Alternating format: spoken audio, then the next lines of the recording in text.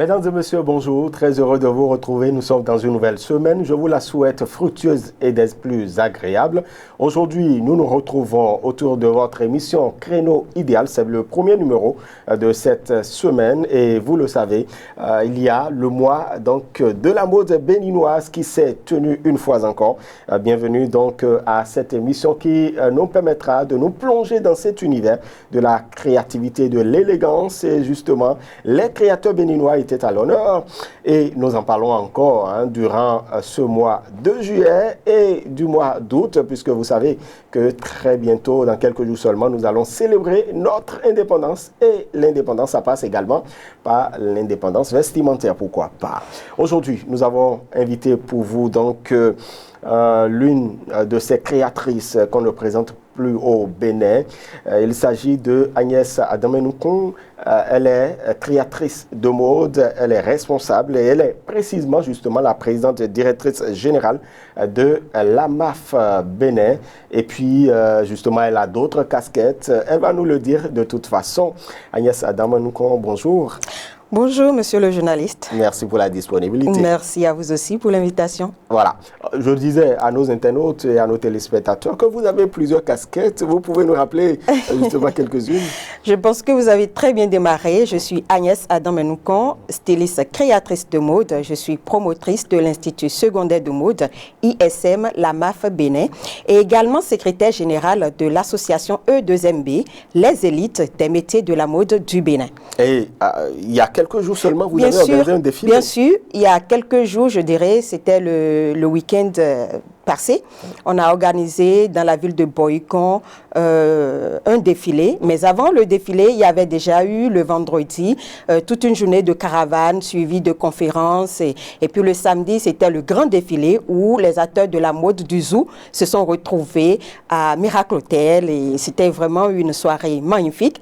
Le dimanche, ça a continué, bien évidemment, où on avait fait un camping culturel, où les acteurs de la mode se sont retrouvés autour de quelques boissons, de ce qu'il faut, quoi. Exactement, en fait, parce que après l'effort, c'est le reconfort. Bien sûr que oui, voilà. Donc c'était ça. Parfait. Merci beaucoup. Déjà, la première question qu'on pourrait se poser, qu'est-ce qui vous a amené à la mode? Waouh! Merci beaucoup pour cette question. Déjà, je remercie au passage, vous m'excusez, mais mon mari, très bien. Parce que si je suis dans la mode, je dirais que c'est grâce à lui. Et je suis rentrée dans la mode parce qu'à un moment donné de mon parcours, je constatais au niveau de ma morphologie des défis. Quand je parle de défis, parfois je perds le poids, parfois j'en prends et il fallait que je dérange tout le temps ma couturière d'alors. Et voilà, parce qu'à la base, je suis enseignante. Donc du coup, avant d'aller au cours, je lui dis, pardon, réajuste-moi cette tenue et tout ça. Et un beau jour, elle me disait, mais toi là, je suis fatiguée de toi. Mais va apprendre le métier et j'aurai la paix. Donc c'était une blague quand elle... C'était un déclic. Hein? Voilà, c'était un déclic. Et puis là, je me suis dit, mais la dame n'a pas menti. J'adore m'habiller. Et puis, quand je vais voir cette dame, je lui dis, voilà la tenue que je veux. Il dessine comme ça, fait ci, fait ça. Et puis, la dame aussi, elle était tout le temps sidérée parce que je faisais. Donc, du coup, un beau jour, j'avais pris la décision de payer une machine. Et mon mari me disait dans le temps, non, tu ne le feras pas chez moi. Ça ne va pas être chez moi. Tu es enseignante, à ce que je sache. J'ai dit oui, mais c'est une passion qui est en train de voir le jour. Voir le jour. Donc, du coup, laisse-moi le faire. Il me dit non. Bon, comme une femme sage. Exactement, soumise. Voilà, soumise. J'avais accepté cette année-là. Mais l'année qui a suivi, contre vents et marées, je suis allée payer la machine. Et je l'ai ramené à la maison. Ça n'avait pas été du tout facile. Exactement, on peut imaginer. Mais, voilà. Mais par la suite, il me disait, je vais te laisser faire la mode. Mais à une seule condition. Je dis oui. Quelle condition? Il me dit, à ce que tu fasses le stylisme, que tu ailles te faire former pour être styliste, créatrice de mode. Et non couturière du quartier, couturière, voilà, tout ça. Je salue les couturières. Nous sommes tous dedans, donc c'est pas vraiment une stigmatisation.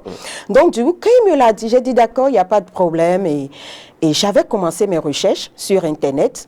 J'allais sur YouTube, je téléchargeais les vidéos, je payais les tissus. J'avais transformé le salon de mon mari en un atelier de couture et j'étais vraiment en autodidacte. Donc, un jour, j'avais réalisé une chemise et j'ai amené chez un type qui a l'habitude de me faire les boutonnières, quoi. Et quand je suis allée, le monsieur m'a posé la question, mais madame, vous êtes couturière? J'ai dit non, je ne suis pas couturière. Et puis, il me dit, mais j'ai envie de vous amener quelque part. J'ai dit, ok, où? Il me dit, chez un styliste qui va vous tenir la main. J'ai dit, d'accord, je suis prête. C'était ce qu'il fallait avoir. Voilà, c'était ce qu'il fallait. Donc, du coup, il m'a amené chez mon patron.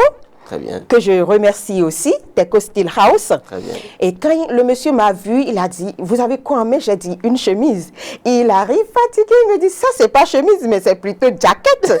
Donc du coup, j'ai gardé cette phrase parce que c'était vraiment amusant. Et c'était le déclic, quoi. Ça avait montré que vous aviez besoin d'une formation. Franchement, ça avait montré réellement que j'avais besoin d'une formation. Et je lui disais, voilà, je suis une enseignante, comment on va faire? Il m'a dit, envoyez-moi votre emploi du temps et je vais vous former en fonction de votre disponibilité. Ce monsieur, je le salue, franchement. Et c'est ainsi, je lui ai envoyé mon emploi du temps. Et puisque moi-même, je voulais de la chose, j'ai été obligée de susseoir quelques écoles pour avoir le temps pour la mode. Parce que la passion était là. La passion était là. Mais ne voulant pas sortir aussi de l'enseignement, j'ai gardé une école. Très bien. Et je me disais, si la mode ne marchait pas, j'allais retourner de l'autre côté. Exactement. Et c'est ce que j'avais fait. Et du coup, j'étais restée avec mon patron. J'ai fait une formation sur 2 ans. Et puis après, j'ai passé l'examen national, l'examen interne. En fait, j'ai fait ce qu'il fallait faire. Exactement, toutes les étapes ont été voilà, franchies. toutes les étapes ont été vraiment franchies. Et un beau jour, je me suis retrouvée comme ça, dans la mode, avec mon institut, et puis la belle vie a commencé. C'est vraiment une passion. Voilà, et vous avez donc des apprenants, et vous leur apprenez le métier aussi, et ils défilent par moment aussi. Hein. Si. Apparemment, est-ce que la mode et le mannequinat, apparemment c'est un fossé très étroit. Les deux vont de pair. Les deux vont de pair, surtout pour nous qui avons des écoles de mode. Nous ne pouvons pas enseigner la mode aux étudiants sans leur parler du mannequinat. Le mannequinat fait partie des métiers de la mode. Parce que lorsqu'on parle de la mode, il y a plusieurs métiers qui s'y trouvent. Donc du coup, quand vous apprenez à quelqu'un, à un apprenant à coudre, vous devez aussi amener l'apprenant à savoir habiller les autres, d'où habiller les mannequins, apprendre aux apprenants à aller sur des événements de mode. Donc du coup, il faut faire participer ces étudiants de temps en temps aux événements de mode, les défilés de mode et tout. Et déjà, vous le savez très bien, la MAF Bénin en organise. Chaque année, il y a un défilé, Level Challenge, que la MAF Bénin organise et met les étudiants en compétition. Et c'est au milieu de des étudiants, nous en avons d'autres qui sont des mannequins, stylistes mannequins, stylistes accessoiristes, stylistes temps. Donc, on essaie de les orienter comme on peut pour que ces étudiants puissent sortir vraiment et sur le marché d'emploi, qu'ils soient des pépites compétitifs et tout ça. Très bien. Et justement, qui peut faire la mode? Qui peut aller à la mode? Ah ben moi, je pourrais dire tout le monde. Il faut avoir la passion, il faut avoir le goût. C'est vrai que quand je dis tout le monde, on ne va pas y aller parce que, bon, tout le monde le fait, certes. Mais quand vous avez la passion, quand vous avez le goût, quand il y a quelque chose en vous qui réveille le stylisme, la mode, tout ce qui va avec là, en vous, pourquoi ne pas vous lever et aller vers? Quand les gens viennent me voir et me disent « Madame, j'ai envie de faire de la mode, est-ce que je peux ?» Je dis non, vous pouvez, pourquoi pas? Moi, j'étais enseignante après 10 ans d'expérience professionnelle dans l'enseignement secondaire et universitaire. Exactement. Je me suis levée, je suis allée vers la mode. Mais ça a marché parce que je voulais véritablement faire de la mode. C'était une passion. Donc, quand les gens s'approchent, je dis oui. Est-ce qu'on n'a pas besoin d'avoir... parce que moi, j'ai un problème avec les dessins. Je ne sais pas dessiner. Par exemple, il y a peut-être des internautes qui se posent la question. Bon, ben, ça s'apprend. Moi, je ne savais pas dessiner avant de rentrer dans la mode. Si je m'étais mis ça là comme frein, je pense qu'aujourd'hui, je ne serais pas dedans. Mais il a fallu que j'engage quelqu'un pour m'apprendre à dessiner. Et aujourd'hui, mes étudiants ont un professeur de dessin et savent dessiner correctement d'ailleurs. Et le défilé passé, les enfants ont fait défiler des dessins qu'ils ont réalisés eux-mêmes. Avant d'aller vers la tenue, il y a des clients qui vous exigent cela. Ah, voilà ce que je veux, est-ce que vous pouvez me sortir tel croquis et tout ça? Et tu es obligé de le faire. Donc, quand tu es styliste, tu dois t'attendre à ça. Donc, mais il ne faut pas dire, je dois rentrer dedans ou bien je dois d'abord faire. Il faut rentrer d'abord. Et puis le reste viendra. Très bien. C'est ça. Maintenant, par rapport à le Bénin, comment trouvez-vous la mode? Est-ce que le Bénin a une mode? Oh, wow! Cette question m'intéresse parce que je suis béninoise et je suis fière d'être béninoise d'ailleurs. Et pire encore dans la mode. Donc, le Bénin a une mode qui est en essor. Une mode qui est en train d'étendre ses tentacules, une mode qui est en train d'être valorisée. Et je remercie le gouvernement béninois qui fait beaucoup pour la mode béninoise. Pas plus tard que le samedi passé, c'était la nuit de la mode, où on avait vu les douaniers que je respecte, qui ont défilé, les jeunes créateurs qui ont défilé, et ceux-ci accompagnés par le président de la République, par le gouvernement. Donc, la mode est en essor au Bénin. Et quand vous allez vous, quelque part, et vous parlez de la mode, le Bénin ne peut pas être mis de côté. C'est pas possible. Voilà. Nous savons qu'au niveau de l'AMAF Bénin, vous faites des tenues européennes, des tenues africaines, mais comment on en arrive à savoir faire les deux? Déjà, moi, je tire mes inspirations à travers la culture africaine, pire béninoise. Si vous allez sur mes événements, vous allez voir que je suis plus dans les tenues créa. Je suis plus dans les tenues traditionnelles. Vous m'avez vu, je suis en tailleur ce matin, certes, mais cela ne veut pas dire que je ne taille pas d'importance à ce que nous avons de plus cher, les tissus locaux. La mode béninoise, l'inspiration et tout, on doit puiser ça de ce que nous avons de cher. Et donc la culture. De la culture, justement. C'est pour cette raison que quand on parle de la mode quelque part, on parle de la culture en même temps. C'est de l'art, la mode. C'est de la culture, la mode. C'est la valorisation de nos talents, de nos richesses. Donc, du coup, les inspirations partent de ce que nous avons de plus cher. Très bien. Et quelles sont ces opportunités qu'offre aujourd'hui la mode béninoise? Alors, avec le numérique, aujourd'hui, la mode offre assez d'opportunités. Déjà même, vous voyez, il y a des conférences qui se font. Je prends d'ailleurs le mois de la mode. Courant ce mois, vous allez constater qu'il y a eu assez de communication, assez de conférences, assez de défilés de mode, assez d'événements organisés par des différentes écoles de mode, des structures qui sont dans la mode, par le gouvernement et tout. Et ce sont des opportunités pour que ce soit les jeunes, que ce soit les douaniers qui sont dans le corps, puissent valoriser ce qu'ils savent faire, mettre en avant le talent ou les talents qu'ils ont, surtout ces talents qui sont cachés. Nous en avons tellement au Bénin, qui sont cachés. Donc du coup, lorsqu'on profite de ces événements, lorsqu'on sort de sa cachette, surtout courant ce mois de la mode où tout le monde en parle, ça ouvre des opportunités. Et puis, l'économie grimpe parce que quand les gens viennent dans le pays et voient l'essor de la mode, ils sont obligés de s'habiller, de se faire belle, beau. Donc, du coup, ça permet à chacun de tirer son épingle du jeu. Et voilà. Et quelles sont aujourd'hui les difficultés que vous rencontrez au niveau des créateurs, matières premières, un certain nombre de choses? Quelles sont les difficultés? Vous avez très bien commencé en parlant des matières premières. Moi, je vais commencer par là. Il y a tellement de difficultés au niveau des matières premières, manque de matières premières, ou bien je parlerai plutôt pas de manque, mais d'accessibilité. D'accord? D'accessibilité et aussi le coût. Il y a un problème d'accessibilité. Il y a un problème d'accessibilité, il y a un problème de coût. Vous prenez nos tissus Canvo, pain tissé. Les gens veulent s'habiller en pain tissé, mais le coût fait que tout le monde ne va pas vers le tissu. Vous prenez nos percales. Percale, c'est pas cher, mais il faut travailler ça. Travailler, il faut teinter, il faut amener le tissu à un niveau où tout le monde peut porter sans arrière-pensée. Vous voyez un peu? Donc, du coup, ça fait que nous rencontrons de difficultés. Et ces difficultés, non seulement sur le plan des tissus, mais nous les avons également sur le plan de la formation. Il faut que la formation soit de qualité. Et si nous avons besoin d'une formation de qualité, nous avons besoin des enseignants de qualité. Et sur le terrain, nous rencontrons de difficultés à recruter des enseignants de qualité. Ça ne veut pas dire qu'il y en a pas. Il y en a justement. Seulement que la demande est forte. La demande est forte. Voilà, parce que les écoles de mode aujourd'hui poussent.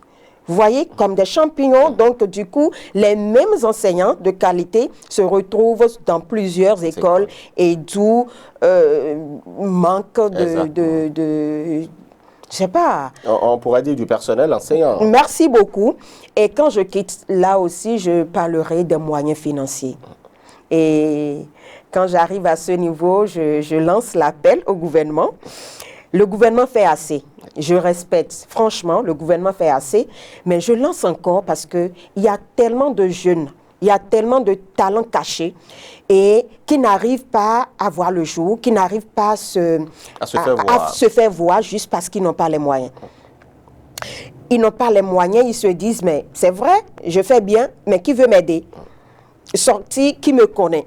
Donc, si on peut mettre sur pied des événements, des occasions pour que ces jeunes puissent se valoriser, puissent valoriser ce qu'ils savent faire sur le terrain, ce serait vraiment bien. Et d'autres difficultés que nous avons, c'est par rapport aux parents d'élèves qui n'accompagnent pas les formations. C'est des parents qui ne veulent pas donner le meilleur pour que nous, on puisse donner en retour ce qu'on peut donner. C'est-à-dire qu'ils inscrivent leurs enfants et puis c'est fini, quoi. Il y a tellement de challenges, il y a tellement de difficultés. On vient inscrire l'enfant aujourd'hui, on te dit oui, je suis d'accord, les conditions, oui, nous, on va les remplir. Mais le parent sort, sauf quelques parents qui savent que les enfants doivent devenir quelque chose dans leur vie. Sinon, quand ils sortent, il faut courir derrière eux pour avoir le minimum. Alors qu'ils ont des engagements vis-à-vis de Alors qu'ils ont des engagements, ces engagements qui ne sont pas respectés. Donc, il faut courir après eux. Et d'autres choses aussi, parlons des fournitures. Les fournitures, nous avons des problèmes à accéder à ces fournitures, à moins de coûts aussi. Donc, de toutes les façons. Il y a une série de difficultés. Voilà, il y a une série de difficultés, mais cela ne nous empêche pas d'évoluer, cela ne nous empêche pas de donner le meilleur pour pouvoir réussir et être toujours dans la mode. Très bien. Et grâce à vous, hein, on voit l'élégance et la créativité à travers donc vos œuvres. Mesdames et messieurs, et donc la mode béninoise, bien évidemment, nous avons des créateurs qui permettent justement aux uns aux autres de pouvoir titiller l'élégance et la créativité. Mais l'autre chose, c'est de savoir est-ce que les populations ou la population béninoise adopte la mode béninoise? Ah, je peux comprendre cette population. Hein. Bon, je ne dirais pas non. Je ne dirais pas non. Mais ça reste. Il reste beaucoup de choses à faire. Vous allez voir que tout à l'heure, j'avais évoqué le problème des tissus locaux, accessibilité à ces tissus. La mode béninoise doit normalement partir de ce que nous avons de si cher chez nous.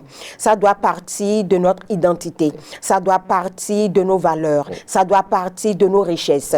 Et quand on rentre dans la consommation locale, on sait qu'il y a un problème là.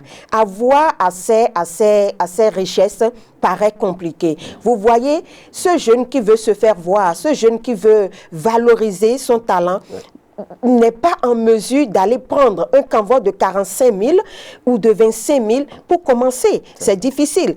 Et puis,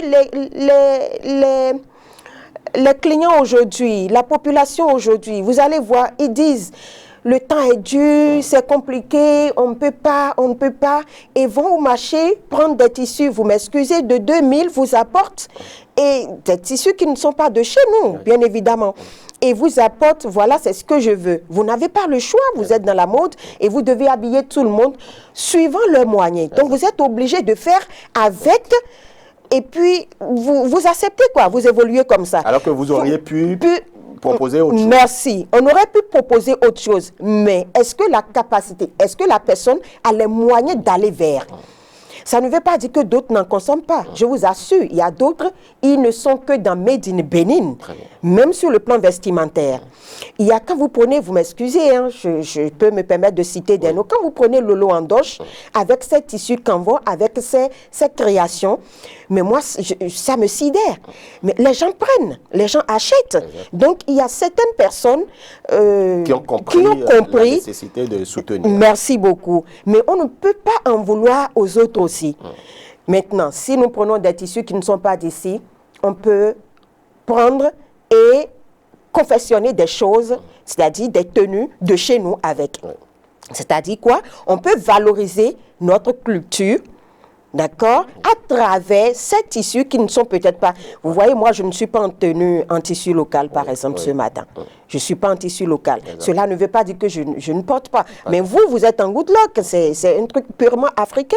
Mais le tissu n'est pas d'ici. Exactement. C'est ce que je dis, exactement. Donc, du coup, c'est difficile d'avoir accès à ces matières premières, à ces tissus locaux. Et voilà. En tout cas, l'espérance est toujours là. Vous nourrissez l'espérance pour pouvoir avoir accès à ces tissus locaux, à ces matières premières, bien évidemment.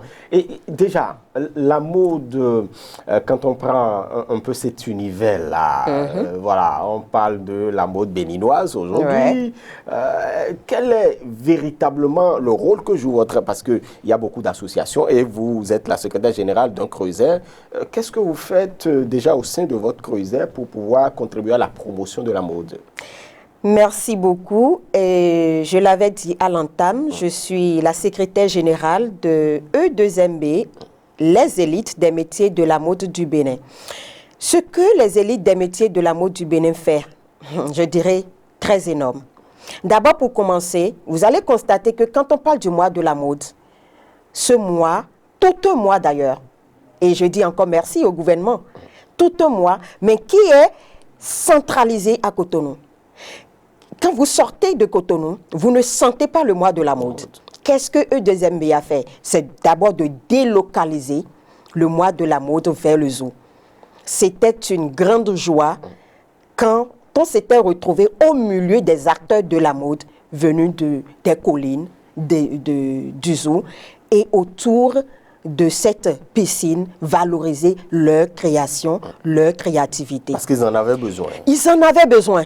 Et chaque jour, ou bien je dirais, on essaie de faire des activités de temps en temps pour faire comprendre aux acteurs de la mode que nous ne devons pas tout faire ici à Cotonou. On en fait, bien sûr. E2MB en fait à Cotonou, mais on dit on ne doit pas tout faire ici à Cotonou. Il faut étendre cette tentacule pour que le mois de la mode soit connu dans tout le Bénin. Quand vous allez au nord, on ne voit pas si tant de manifestations courant ce mois. Quand vous allez dans des zones beaucoup plus reculées, vous ne voyez pas autant de mouvements. Donc, nous, notre objectif, non seulement le mois de la mode, mais c'est amener la mode à un niveau vraiment haut. C'est tout faire pour faire sortir les talents qui sont cachés. Oui. Et je salue le président, M. Oslo Nancy Adjakidje, le président de E2MB, qui œuvre énormément pour la mode béninoise. Que ce soit dans, je vous assure tout. Que ce soit dans Cotonou, que ce soit dans les collines, que ce soit dans le nord, que ce soit dans le zoo, le monsieur, il est partout, quoi. Et je lui tire chapeau. La dernière fois, l'association a été obligée d'accompagner les créateurs de Calavi, qui, pour la première fois aussi, ont décidé de faire quelque chose courant le mois de la mode. Et c'est E2MB qui a porté ça. E2MB était là du début jusqu'à la fin. Les conférences, le défilé et tout ce qui allait avec. Donc c'est pour dire que nous ne baissons pas les bras, nous voulons accompagner le gouvernement béninois, nous voulons accompagner la grande association de la mode au Bénin pour que le travail soit facile, pour que les jeunes qui sont encore en bas, qui n'ont pas encore eu cette chance de montrer à tout le monde qu'ils sont capables, puissent réellement sortir de leur coin, de leur zone de confort, puissent se révéler. Voilà un peu ce que nous faisons. Voilà. Et s'il y a ces parents qui nous suivent en ce moment, peut-être qu'ils ont envie d'orienter leurs enfants, et ça tombe même bien, puisque vous êtes enseignante, vous êtes enseignante au secondaire et à l'université. Bien sûr. Et vous êtes également dans la mode. Il y a de ces enfants-là qui n'ont peut-être pas envie de faire la médecine comme le parent le veut, de faire peut-être les ressources humaines, de faire telle ou telle autre chose. Et lui, il veut la mode, il veut faire la mode, mais le parent dit non, je ne veux pas. Quel est ce message que vous avez? Déjà, pour commencer, je vous dis, chers parents, laissez les enfants faire leurs propres expériences. N'imposez pas un métier aux enfants. Parce que moi, quand je voulais commencer la mode, je vous assure, mon père n'était pas d'accord. Mon mari, oui, il n'était pas d'accord, mais après, il m'a accompagné. Mon papa n'était pas d'accord, il me disait, toi, professeur d'université, tu as fait ci, ça, et tu veux maintenant aller apprendre la couture, ça veut dire quoi ça? J'ai dit, non, père, c'est une passion. Laisse-moi nourrir cela. Mais il m'a laissé. Des collègues qui, dans le temps, me disaient, mais Agnès, tu as un problème? Toi, avec ton niveau, tu veux aller faire de la mode, pourquoi? Tu as tout ce qu'il te faut. J'ai dit, non, mais laissez-moi aller. Ces mêmes collègues, d'autres sont revenus me voir, Agnès, est-ce que je peux encore apprendre aujourd'hui? Je veux faire comme toi, parce que l'année qui a suivi, figurez-vous que l'année qui a suivi, il y a eu, quelques années après, il y a eu l'aspirana qui est arrivé et la vacation. Donc, du coup, beaucoup se sont retrouvés à la maison. Donc, il fallait maintenant, cette fois-ci, s'orienter. Et pour d'autres, c'était tard. Donc, je reviens à votre question. Si un enfant a envie de faire de la mode, chers parents, je vous prie de laisser l'enfant. Parce que dans la mode, il y a tellement de choses. Ce n'est pas seulement monter sur la machine et travailler. Je suis ici, mais mon entreprise fonctionne. Je suis là, mais l'entreprise fonctionne. Il y a quelqu'un qui travaille là-bas. Les étudiants sont là-bas en train de travailler. Ils vont pouvoir faire les livraisons. Donc, on ne prend pas... Avant, on disait, vous m'excusez, entre griffes, on dit tellement c'est oui à Gmaïnoring. Kabi me mando azol, me ma clon, oui ma grandi à Zaweno ikulon. Et puis on balance les gens dans la couture. On se dit voilà pour... Non, aujourd'hui là, les enfants qui ont été à l'école, c'est ceux-là qui ont plus de penchant pour la mode. Bac plus. Donc il faut les laisser. Très bien. Et tu dois être docteur, c'est une obligation, tu dois être ci, tu dois être ça. C'est de bon rêve pour les enfants. Oui, mais vous savez qu'être polyvalent aussi dans la vie n'est pas mal. Exactement. Moi, je suis polyvalente et c'est une fierté pour moi. Donc, si je sors d'ici et il y a un cours de programmé, on m'appelle, c'est que je file, je vais au cours. Je laisse les étudiants à la MAF Bénin et je vais dispenser mes cours rapidement et je reviens. Et je m'attaque encore à la machine. Laissez les enfants. L'enfant peut finir, être docteur, être je ne sais quoi d'autres, médecin et autres, et avoir son école de mode. Quitte à la personne de s'organiser. Exactement. Quitte à la personne de s'organiser et de se faire former. Exactement. Ça, c'est très important. On ne se jette pas parce que, voilà, on a envie de faire, donc du coup, il faut se jeter dedans. Et puis, comme aujourd'hui, on voit sur le tas, on va se faire former sur le tas et puis ça s'arrête là. Après, c'est des problèmes, quoi, dans la société. En tout cas, les inquiétudes des parents, surtout, c'est de se poser la question de savoir, est-ce que la mode nourrit son homme? Et je vous fais la question. La mode nourrit son homme. Mais vous allez dire, quelle mode nourrit? Très bien. Ah, mais oui. C'est cette mode très bien faite. C'est cette mode qui est bien pensée. Je suis dans la mode ne veut pas dire que voilà, j'ai tout, hein. Ce sont des challenges, des difficultés. Tu es dans la mode et tu travailles, tu ne valorises pas ce que tu fais. On peut même pas donner de la valeur à ce que tu fais. Qui va te payer pour un vêtement que tu maltraites, tu malmènes ou que on te paye, tu fais de n'importe quoi? Tu veux te nourrir comment si tu ne tailles pas d'importance à ce que tu fais? Voilà. La première des choses, il faut être sérieux. C'est toi, le créateur, qui donne rendez-vous au client, tu dis oui, je vous livre dans 2 semaines ou dans 1 semaine. C'est toi qui donnes même la date. Le client vient, tu dis c'est pas encore prêt. Et c'est en ce moment tu prends ciseaux, tu veux faire coupe. Tu veux te nourrir comment de la mode? C'est pas possible. Il faut être honnête. Il faut faire le travail avec dignité, avec détermination et amour et passion. Quelque chose de oui, bien sûr, c'est important. Il faut comprendre. Et ça, là, je le dis, quand tu viens chez moi, la première des choses, vous voulez votre tenue pour quand? tu me donnes la date, ça ne m'arrange pas, je te dis non, je ne peux pas te livrer. Et s'il arrivait que des contretemps m'empêchaient de te livrer, je t'appelle déjà la veille. C'est pas évident qu'à 10 heures, tu aies ta tenue. C'est pas évident qu'à 17 heures, ça soit au point. Pardon, donne-moi un bout de temps, j'ai eu tel souci. Et là, tu te fais respecter. Tu donnes ton prix et tu finis. La finition, tu veilles sur la tenue du début jusqu'à la fin. La finition et tout est propre. Tu donnes ton prix et puis la personne est obligée d'accepter. Parfait. Ton endroit, là où tu travailles, tu valorises ton atelier de travail. Ah, voilà où tu valorises. Voilà. Tu valorises. Tu valorises. Si tu ne valorises pas le prix, quelque chose, une tenue que tu mets à 50 000 et la personne vient, à l'entrée déjà, c'est de n'importe quoi. Les apprenants qui ne prennent pas soin, le tissu traîne par terre, les coupons par-ci, par-là, ton bureau toi-même là. D'ailleurs, tu n'as pas de bureau et tu te mélanges aux étudiants. Il n'y a pas du sérieux dans ce que tu fais. Et tu dis 50 000. La personne te regarde du haut en bas et tu dis, mais qu'est-ce qu'elle me dit là? Je te donne 10 000. Si oui, je fais. Sinon, je m'en vais. Très bien. Mais tu n'as pas le choix, tu acceptes. Tu as amené ta formation, tu as amené ton job, tu as mené ça très bas.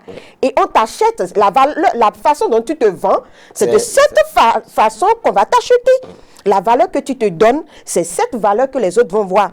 Donc, du coup, nous devons donner de la valeur à ce que nous faisons. Nous devons non seulement considérer nos clients, mais considérer le travail et donner de la valeur. Et dans ces conditions, je pense que la mode nourrit, moi, je ne me plains pas. De toutes les façons, si aujourd'hui on me demande de déposer les marqueurs ou la craie, je le ferai avec plaisir. Parce que oui, je m'en sors. Vous avez pris du temps pour pouvoir donc vous construire. C'est ça, c'est vrai, ça prend du temps, je l'avoue. C'est pas du jour au lendemain. J'en ai tellement traversé, ça, je l'avoue, c'était pas du tout facile. Mais il ne faut pas baisser les bras. Parfait. Ouais. Bientôt, ce sera le 65e anniversaire de notre accession à la souveraineté nationale et internationale. Cela ne se fait pas sans les créateurs. Déjà, pour les 65 ans, de quel bénin rêvez-vous justement pour votre univers, donc la mode, la créativité? Je rêve d'un Bénin prospère. Je rêve voir la mode remplie d'industrie de haut niveau. Je rêve voir la mode à un niveau exceptionnel. Je désire tellement qu'un jour, que la mode soit la mode béninoise, bien sûr, soit incontournable dans le monde entier. Je veux voir le Bénin au premier rang quand on parle de la mode. C'est un rêve, mais je sais que ça peut se concrétiser. Oui, se concrétiser. Je sais qu'on peut y arriver. Je voudrais tellement voir nous, jeunes créateurs, je m'y mets, nous, jeunes créateurs, à un niveau où, quand nous sonne, que nous soyons en mesure de répondre et ceci efficacement, que nous ne soyons plus à la traîne. Je voudrais vraiment voir des centres de formation, des écoles de mode dignes du nom, d'un niveau donné, qui mettent réellement sur le marché des étudiants capables de sauver, des étudiants capables de contribuer à l'économie de la nation, de contribuer à l'évolution de la mode. Mon souhait, c'est d'être vraiment dans la mode, aujourd'hui, demain et pour longtemps. Très bien, voilà. Merci. Et puis, cette question, je pouvais le faire dès l'entame, c'est-à-dire que quand on prend la mode, parce que vous avez cité subtilement, quelles sont les composantes de la mode? Quand on parle de mode, quelles sont les composantes? Il y a tellement de choses dans la mode. Lorsqu'on prend la mode, la première des choses que nous voyons, c'est le volet couture. D'accord? C'est vrai, il y a ce volet, stylisme, modélisme, accessoires, les accessoires. Quand on prend les accessoires, vous allez voir les chapeliers, ceux qui réalisent les chapeaux, vous allez voir ceux qui font les sacs, on parle de la maroquinerie, vous allez voir marketing de mode, on enseigne aux étudiants comment valoriser ce qu'ils font. Vous prenez toujours la mode, vous avez dessin de mode, vous avez dans la mode toujours, vous avez la photographie de mode. On met aujourd'hui même la coiffure dans la mode parce que ça accompagne l'habillement. Make-up dans la mode, ça accompagne l'habillement. Donc, il y a tellement de volets, c'est-à-dire de métiers qui sont compris dans la mode. Nous mettons la couture, le stylisme en avant, mais dans nos centres de formation, nous ajoutons les autres types de métiers. Quand on parle de teinture aujourd'hui, c'est dans la mode. Parce que lorsque vous prenez les tissus locaux, vous pouvez les transformer, vous pouvez leur donner autre vie et tout ça, ça rentre toujours dans la mode. Donc, je ne peux que citer ceux-là d'abord. La liste, elle est vraiment... Voilà, mesdames et messieurs, et donc vous savez que justement, il y a plein de choses à faire dans la mode. Vous pouvez être créateur de plusieurs choses et ça marche. Ça marche aujourd'hui parce que franchement, c'est un métier d'aujourd'hui et d'avenir, bien évidemment. De toutes les façons, ça ne peut qu'être d'avenir parce qu'on va toujours s'habiller. Exactement. Je ne vois pas encore ce gouvernement qui va dire, bon, à compter d'aujourd'hui, ne vous habillez plus. Mais on a vu dans ce pays le gouvernement qui a interdit aux filles dans les écoles de se tresser avec de la mèche. Voilà. Et puis les filles ont été obligées de couper leurs cheveux. Je ne vois pas ce gouvernement ni aujourd'hui, ni demain, ni après-demain, interdit l'habillement. Il y aura les cérémonies, les naissances, les mariages, les dots. Il y aura tellement d'événements où nous allons les habiller. On va les habiller. Nous allons vous habiller. Et ne vous en faites pas.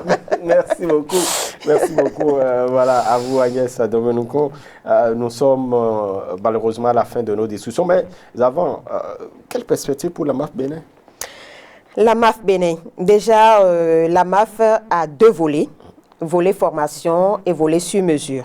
Les confessions sur mesure. Ah, des confessions pour sur mesure. Oui, les confessions sur mesure et la formation. Perspective, c'est de voir la MAF Bénin, surtout le volet formation, à un haut niveau, avec tout ce qu'il faut pour que les étudiants puissent être bien formés déjà et être sur le terrain capables de subvenir à leurs besoins et s'en sortir. Donc, c'est voir la MAF grandir véritablement et pourquoi pas sortir de Cotonou, de Boycon et être sur l'étendue du territoire, dans la sous-région et pourquoi pas à l'international. Très bien. Voilà ma vision et ce que je souhaite vivement. En tout cas, nous vous le souhaitons également. C'est un pieux vœu pour vous. Déjà, est-ce qu'au sein des créateurs de mode au Bénin, est-ce qu'il y a une confraternité? Parce que nous voyons dans d'autres corporations, vous voyez, il y a une guerre froide qui ne dit pas son nom. Est-ce que vous côtoyez? Est-ce que, bon, c'est vrai, au niveau de votre association, c'est plusieurs créateurs à la fois, mais au-delà, est-ce qu'il y a une confraternité qui s'observe voilà? Je dirais oui. D'accord, je dirais oui, parce que lorsqu'il y a ces événements, on se retrouve, que vous soyez d'association INS, Y ou Z, on se retrouve, on partage des repas ensemble, on partage des énergies, on échange et tout ça. Et comme vous le savez, nous sommes dans un monde où, qu'on veuille ou pas, les divisions ne peuvent pas manquer. Exact. Donc là où il y a le bien, il y a toujours le mal. Mais je ne pourrais pas dire que dans la mode, le mal est en train de prendre le dessus. Non, nous essayons de faire l'effort de se respecter mutuellement. Quand je vois mes aînés, attention, hein, je m'incline, ce n'est plus la MAF Bénin. S'il faut que je me rabaisse totalement, je n'ai pas le choix, je dois le faire parce que c'est ça la vie. C'est de la même façon que les jeunes qui sont après moi me voient. Il y a quand même ce respect-là qu'on essaie d'instaurer, qu'on essaie en tout cas, de préserver, merci beaucoup pour le mot, de préserver pour que nous puissions tous ensemble aller de l'avant. Lorsqu'on est soudés, lorsqu'on est ensemble, on avance bien. Mais lorsqu'on est éparpillé, lorsqu'il y a de discorde, ça n'évolue pas. Et nous rêvons, la jeunesse d'aujourd'hui rêve d'une mode unie, sans problème. Et on prie l'Éternel pour qu'il nous accompagne. Parfait. Merci. Très bien, merci beaucoup à vous, Agnès Domenouko. En tout cas, ce message, c'est de mots de fait, bien évidemment. Merci beaucoup à vous. Et donc, nous recevions, mesdames et messieurs, pour vous, la présidente directrice générale de la MAF Bénin. Elle est créatrice de mode. Voilà, elle est également la secrétaire générale de E2MB. Voilà, très bien. Les élites des métiers de la mode du Bénin. Parfait. Très bien, mesdames et messieurs, et donc la mode béninoise, nous vous la conseillons, nous vous la recommandons et soutenons nos créateurs. Vous savez, il est important de pouvoir soutenir les créateurs parce que cela y va non seulement du bien-être donc de leur famille respective, mais du bien-être de la nation.